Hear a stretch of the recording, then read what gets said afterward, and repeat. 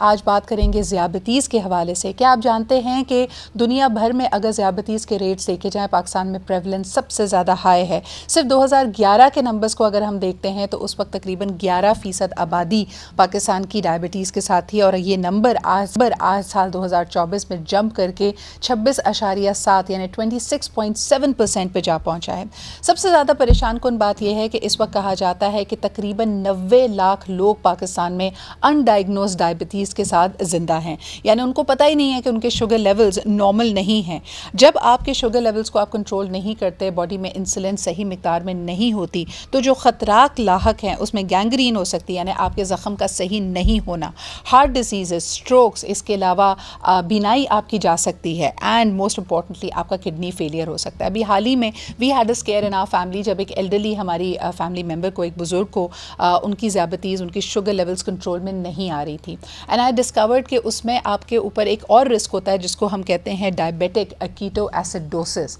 ये क्या है, मैं सबसे पहले अपने आज के डॉक्टर्स के साथ इसको कंफर्म आपके लिए करूँगी। इसमें जो मुख्तलिफ चीज़ें हैं जिसके बारे में आपको पता होनी चाहिए, तो शुगर की मॉनिटरिंग बहुत ज़रूरी है, एक्सेस टू मेडिसिन बहुत ज़रूरी है। इस बारे में भी बात करेंगे कि पाकिस्तान में एक मुतवसत घराने के लिए इंसुलिन की एक्सेस और उसको अफोर्ड करना हालिया दिनों में कितना मुश्किल हो गया है। तो आइए ज़रा इस पर गुफ्तगू करते हैं। हमारे साथ आज मौजूद हैं assistant professor doctor Nadeem Naeem साहब, अब एंड्रोक्रोलॉजिस्ट हैं, डायबिटोलॉजिस्ट हैं। बहुत शुक्रिया डॉक्टर नदीम हमारे साथ मौजूद होने के लिए। सबसे पहले गुफ्तगू का आगाज़ के मेरी लिमिटेड मालूमात में मुझे पता है कि डायबिटिक कीटोएसिडोसिस इतनी हाई लेवल की शुगर कि जो बॉडी में कीटोन्स बना दे और इसके ये एक फेटेलिटी की तरफ आपको ले जा सकता है, ये कंडीशन जानलेवा भी हो सकती है। तो मैं चाहूँगी ज़रा इसके बारे में लोगों को थोड़ा बताइए।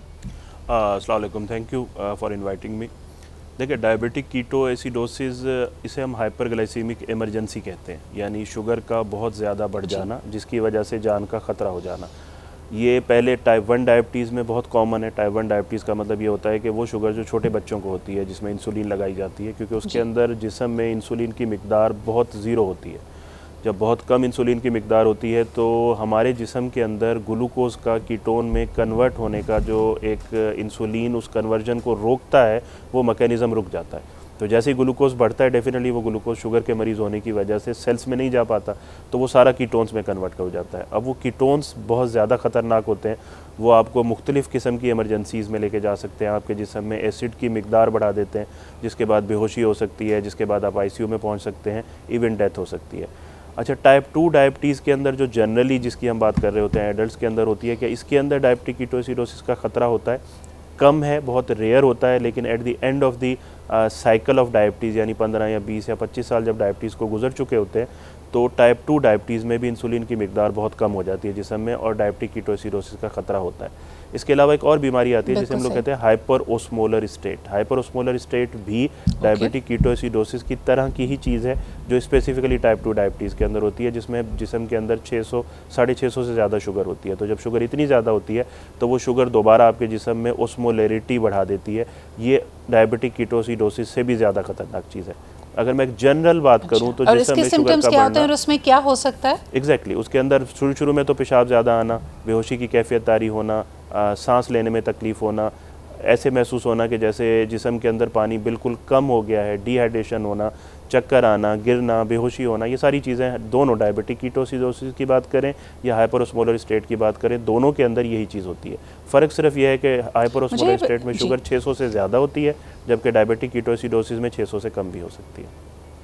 बिल्कुल सही। डॉक्टर साहब मुझे बताइएगा कि इन दोनों सिचुएशन में जो कि आपने कहा कि हाइपरग्लाइसीमिक इमरजेंसीज़ हैं, हाइपरग्लाइसीमिक प्रोटोकॉल क्या होता है? उसके बाद डॉक्टर्स, अगर आप इमरजेंसी में फ़ौरन पहुँचें, मैं सिम्टम्स जैसे हमारे बुज़ुर्ग में और हमारे रिश्तेदारों में देख रही थी कि स्लर्ड स्पीच उनके लिए एक बहुत बड़ी इंडिकेशन थी। जब मरीज़ अपनी बात बता नहीं पा रहा और एक गुनूदगी से कैफियत है, उसकी ज़बान लड़खड़ा रही है, ये एक बहुत बड़ा साइन होता है। तो उस वक्त डॉक्टर्स या जो इमरजेंसी का अमला है वो क्या हाइपरग्लाइसीमिया प्रोटोकॉल यूज़ करता है, देखिए या इन प्लेस लेके आता है? जी, इसके अंदर ना 2-3 चीज़ें इंपॉर्टेंट होती हैं। सबसे पहले तो सबसे इम्पॉर्टेंट ये है कि आप इस चीज़ को घर मैनेज करने की कोशिश ना करें, आप फ़ौरन हॉस्पिटल की इमरजेंसी पहुँचें। हाइपरोस्मोलर स्टेट हो या डायबिटिक कीटोएसिडोसिस हो, हम हमेशा एडमिशन ICU के अंदर करते हैं, क्योंकि ये ख़तरनाक बीमारी है। फ्लूइड दिया जाता है पेशेंट को, क्योंकि हाइपरोस्मोलर स्टेट या DK दोनों के अंदर जिस्म में फ्लूइड की बहुत कमी हो जाती है, पानी की कमी हो जाती है।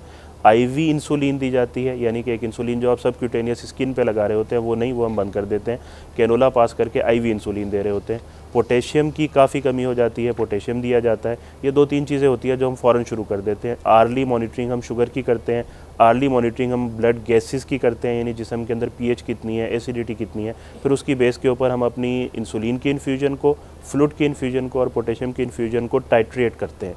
यानी ये एक प्रॉपर प्रोटोकॉल होता है जो डेफिनेटली घर में नहीं हो सकता है। फिर उस प्रोटोकॉल से आहिस्ता आहिस्ता करके जब शुगर नीचे आती है तो हम फ्लूइड्स को चेंज करते हैं और इंसुलिन की मिकदार को कम करते जाते हैं, और अल्टीमेटली जब पेशेंट होश में आ जाता है तो हम दोबारा पे सबक्यूटेनियस इंसुलिन के ऊपर शिफ्ट कर देते हैं।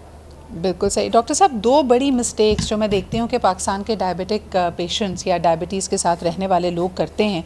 नंबर 1 ये कि जो उनकी प्रिस्क्रिप्शन है वो उसको रिवाइज़ नहीं करते, यानी अगर 2 साल पहले डॉक्टर साहब ने शुगर को मैनेज करने के लिए, उनको ये भी नहीं पता कि उस वक्त हो सकता है वो टाइप 2 हो, अब वो टाइप 1 की तरफ चले गए, अब उनको इंसुलिन की ज़रूरत है, एट्सेट्रा एट्सेट्रा, वो वही दवा वही डोजेज लेते रहते हैं। दूसरा ये कि मॉनिटरिंग नहीं करते। बहुत सारे लोगों के पास घर में आला मौजूद नहीं है, या ये सहूलत उनके पास नहीं है कि वो अपने शुगर को या उनका ग्लाइसीमिक इंडेक्स अगर ऊपर जा रहा है खाना खाने की वजह से, कौन से खानों की वजह से एकदम शूट अप कर जाता है, इन दोनों चीज़ों को नहीं करते। इस हवाले से आप क्या लोगों को तायद करेंगे? अच्छा देखिए, इसमें अक्सर मरीज़ मेरे पास आते हैं, डॉक्टर साहब 2 साल के बाद आ रहे हैं, 2.5 साल के बाद आ रहे हैं, HbA1c उनका 10 के आसपास घूम रहा है।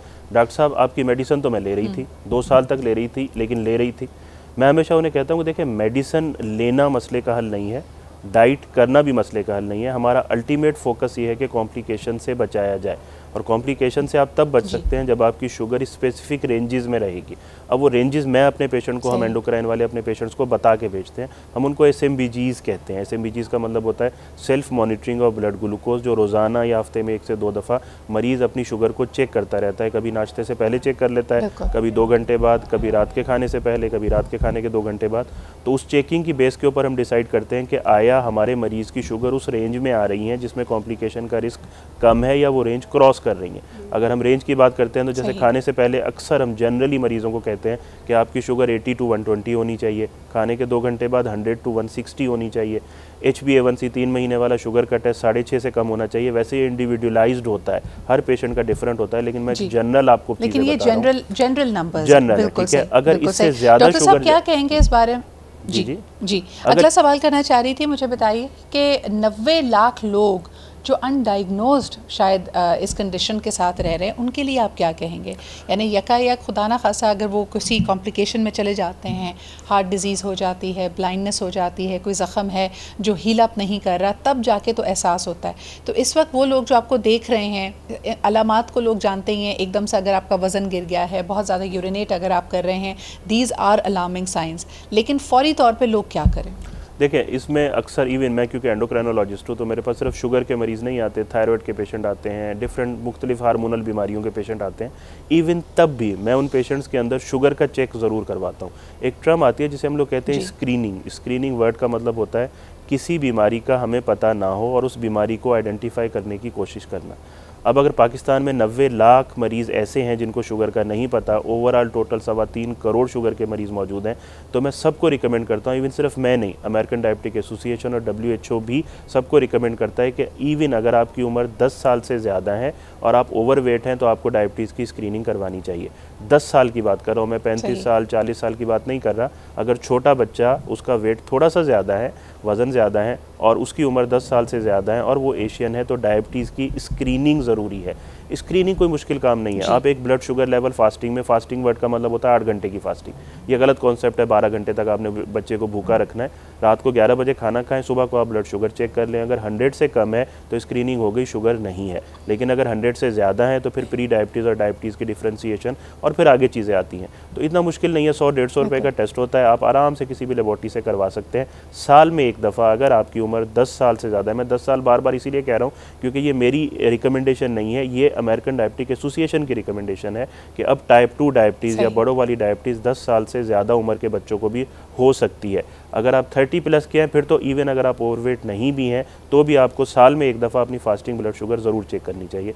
इसमें मैं ओबेसिटी का जिक्र ज़रूर इशारा दिया कि एब्सोल्युटली, जिस तरह आपने कहा कि विसरल फैट, अगर आपका वज़न बढ़ा हुआ है, पेट निकला हुआ है, पेट निकलने का मतलब है कि आपके ऑर्गन्स के ऊपर जो फ़ैट है वो यकीनन ज़्यादा बढ़ चुकी है और आपको ज़्यादा ख़तरा लाहक है। ऑब्वियसली बॉडी के लिए भी इंसुलिन लेवल्स को रेगुलेट करना मुश्किल होता है। सर, दोनों सवाल एक साथ करना चाहूँगी, वक्त कम है। आपने जैसे खुद इशारा दिया कि अगर ओबेसिटी है, अगर कोई किसी का वज़न बढ़ा हुआ है, ओवर वेट है, तो आपके रिस्क एंड चैलेंजेस क्या होते हैं, और दूसरा ये कि जिन लोगों को डायग्नोस्ड है और अब उनको इंसुलिन लेने की प्रिस्क्रिप्शन है, इंसुलिन कितनी आसानी से इस वक्त लोगों के एक्सेस में है, उसकी कीमत के बारे में भी ज़रूर बात करना चाहेंगे कि जिस कीमत पे वो इस वक्त मैसर है, कई लोगों की दस्तरस से बाहर होती चली जा रही है। देखिए, इसमें अगर मैं ओबेसिटी की बात करूं, मुझसे अक्सर जो मैं लेक्चर दे रहा होता हूं पोस्ट ग्रेजुएट स्टूडेंट्स को पूछा जाता है कि अगर एक वर्ड में डायबिटीज़ की बढ़ती हुई प्रेवलेंस को डिफ़ाइन करना हो तो आप वो कौन सा वर्ड यूज़ करेंगे, तो मेरा जवाब होता है ओबेसिटी, मोटापा। अगर आप सिर्फ मोटापे को कंट्रोल कर लें तो आप 80% टाइप 2 डायबिटीज़ के केसेस को कंट्रोल कर सकते हैं, इवन रिवर्स भी कर सकते हैं। इनफैक्ट एक स्टडी आई थी अभी लास्ट ईयर ही आई है, वो ट्रायल ये कहता था कि अगर आप न्यूली डायग्नोज शुगर के साथ प्रेजेंट कर रहे हैं और आप पहले ही साल अपना 10% वेट कम कर लें तो 60% चांसेस हैं कि आपकी शुगर ख़त्म हो जाएगी। यानी पहले कॉन्सेप्ट था कि शुगर ख़त्म नहीं होती, अब कॉन्सेप्ट है कि सिर्फ 10% वेट लॉस करने से आप शुगर को ख़त्म भी कर सकते हैं। मोटापे को कंट्रोल करने के लिए अगर कोई मुझसे पूछे तो मैं सिर्फ 2 ही चीज़ें कहता हूँ, लाइफस्टाइल एंड लाइफस्टाइल। आपकी डाइटरी हैबिट्स बेहतर होनी चाहिए, आपकी एक्सरसाइज बेहतर होनी चाहिए, और इवन अब तो पाकिस्तान के अंदर कुछ मेडिकेशन जो कि अप्रूव्ड हैं वेट लॉस के लिए, जैसे सेमाग्लूटाइड आजकल बड़ी फेमस हुई है, कुछ पहले बाहर की कंपनीज़ ने लॉन्च की हुई थी, अब पाकिस्तानी कंपनी ने भी लॉन्च कर दी है। Semaglutide is a wonderful drug जो कि वेट लॉस के लिए पूरी दुनिया में सर नॉर्मली जिसको ओज़ेम्पिक कहते हैं, आप ओज़ेम्पिक का जिक्र कर रहे हैं यहाँ पे। ओज़ेम्पिक यूजुअली बाहर की कंपनी ने बनाई थी जो कि ब्रांड था, अब एक पाकिस्तानी कंपनी ने भी सेमाग्लूटाइड लॉन्च कर दी है जो तकरीबन ओज़ेम्पिक से 4 गुना सस्ती है। तो वाई नॉट, अगर आप अफोर्ड कर सकते हैं you can go for Ozempic, वरना आप 4 गुना सस्ती लेकिन ड्रग इसको तो अनफॉर्चुनेटली एस्थेटिक्स की दुनिया में और आम तौर पे, क्योंकि हमारे यहाँ तो जी हर ड्रग का मिसयूज़ भी आ जाता है ना, ये अनफॉर्चुनेटली, चाहे सिर्फ पाकिस्तान की बात नहीं करूँगी, हॉलीवुड हो, बॉलीवुड हो, दुनिया भर के जो पब्लिक फिगर्स हैं वो तेज़ी से अपना वज़न कम करने के लिए इसको इस्तेमाल कर रहे हैं। ओज़ेम्पिक कितनी सेफ़ है आपके ख्याल में? देखिए, इसमें 2 इंपॉर्टेंट चीज़ें हैं। हर ड्रग के साइड इफ़ेक्ट्स भी होते हैं, जैसे अगर हम बात सेमाग्लूटाइड की कर रहे हैं तो उसके साइड इफ़ेक्ट में वोमिटिंग, एपिगैस्ट्रिक पेन, मैदे में जलन होना, ये तो वो साइड इफ़ेक्ट है जो कंट्रोलेबल है। लेकिन ओज़ेम्पिक स्टार्ट करने से पहले आपको प्रॉपर हिस्ट्री की ज़रूरत होती है। पेशेंट की फैमिली हिस्ट्री के अंदर एक ख़ास किस्म का, स्पेसिफिक किस्म का थायराइड कैंसर है, अगर वो फैमिली हिस्ट्री में मौजूद है, जो कि पाकिस्तान में बहुत रेयर है, बहुत ज़्यादा रेयर है, लेकिन स्टिल एक डॉक्टर बैठा होगा जो हिस्ट्री लेगा पेशेंट की, देखेगा कि कहीं पेशेंट की फैमिली के अंदर मेडुलरी कार्सिनोमा, थायराइड की हिस्ट्री तो नहीं है, अगर है तो उस पेशेंट को नहीं दे सकते। अगर पेशेंट को पास में पेनक्रियाटाइटिस की हिस्ट्री होगी तो नहीं दे सकते। ये जो एस्थेटिक वाला चक्कर शुरू हो गया है ना कि आप डॉक्टर भी नहीं, इवन जनरल MBBS डॉक्टर जिनकी स्पेशलिटी नहीं है, जिनको नहीं पता, वो आंखें बंद करके बिना हिस्ट्री लिए सेमाग्लूटाइड स्टार्ट कर रहे हैं, ये बहुत डेंजरस है। इसके ऊपर थोड़ा सा चेक एंड बैलेंस होना चाहिए। लेकिन अगेन मैं कहूँगा, सर आखिरी सवाल जी, इट्स अ ग्रेट प्रोडक्ट, और ये तमाम चीज़ें, जैसे हम कीटो डाइट की बात करें, ओज़ेम्पिक जैसे ड्रग्स की बात करें, ये सब के सब उन लोगों की मदद के लिए हैं जो ज़रूरत से ज़्यादा ओवरवेट है, ओबेसिटी के डेंजरस लेवल्स पे हैं और उनको फौरी तौर पे वज़न कम करने की ज़रूरत है। डॉक्टर साहब, आखिरी सवाल, इंसुलिन क्योंकि मुश्किल से दस्तियाब है, कीमत भी बढ़ गई है, आपके पेशेंट्स आपको आकर क्या कह रहे हैं, क्या what is the pulse right now? अच्छा, इसमें ना थोड़ा सा कॉम्प्लेक्स है, हमें अभी बहुत सारी चीज़ों का नहीं पता। इंसुलिन 600 रुपये वाली भी अवेलेबल है, इंसुलिन 1000 रुपये वाली भी अवेलेबल है, और इंसुलिन 6000 वाली भी अवेलेबल है। हमें सिर्फ राइट पेशेंट की सिलेक्शन इंपॉर्टेंट करनी है। अगर हम राइट पेशेंट को राइट इंसुलिन देंगे तो मुझे नहीं लगता कि इंसुलिन की अवेलेबिलिटी में इश्यूज़ हैं या इंसुलिन की प्राइस में इश्यूज़ हैं। जो पेशेंट बहुत ज़्यादा अनकंट्रोल शुगर के साथ या वेरिएशंस के साथ आते हैं, हम उनको बहुत महंगे वाली इंसुलिन लिखने पे मजबूर होते हैं। लेकिन 80 to 90% ऑफ दी पेशेंट ऐसे होते हैं जो लॉन्ग एक्टिंग होती हैं, जो एनालॉग्स होती हैं, हम उन्हें एनालॉग्स कहते हैं। लेकिन 80 to 90% पेशेंट आज भी हमारे ह्यूमन इंसुलिन के ऊपर हैं, जो 1000, 1200, 1300 रुपये पर मंथ की कॉस्ट के अंदर, इवन मेडिसिन से भी सस्ती कॉस्ट के अंदर अवेलेबल हैं, क्योंकि पाकिस्तानी कंपनीज भी लॉन्च कर रही हैं, तो हम कंट्रोल कर लेते हैं। एक और इम्पॉर्टेंट चीज़ ये है कि हर पेशेंट को इंसुलिन देने का हमारा एक 1970s का कॉन्सेप्ट है कि हम हर पेशेंट को, हमारे कुछ डॉक्टर साहिबान इंसुलिन के लिए काउंसल करने की कोशिश करते हैं। तो अगर हम ADA की गाइडलाइंस की बात कर रहे हैं तो इंसुलिन 4थे या 5वें नंबर पे आती है। ओरल ड्रग्स इतनी अच्छी आ गई हैं कि अब इंसुलिन सिर्फ उसी पेशेंट को देनी चाहिए जिस पेशेंट को ज़रूरत है। अगर हम ऐसा करेंगे तो प्रोबेबली इंसुलिन की शॉर्टेज होने के चांसेस भी कम हो जाएंगे, और पेशेंट जो इंसुलिन से डरता है वो भी एक्चुअली उसका रिस्क कम हो जाएगा। Very well said. Thank you so much, Dr. Saab. This was a very comprehensive segment. Thank you for busting a lot of myths and bringing light to a number of subjects. आपकी आमद का भी बहुत बहुत शुक्रिया.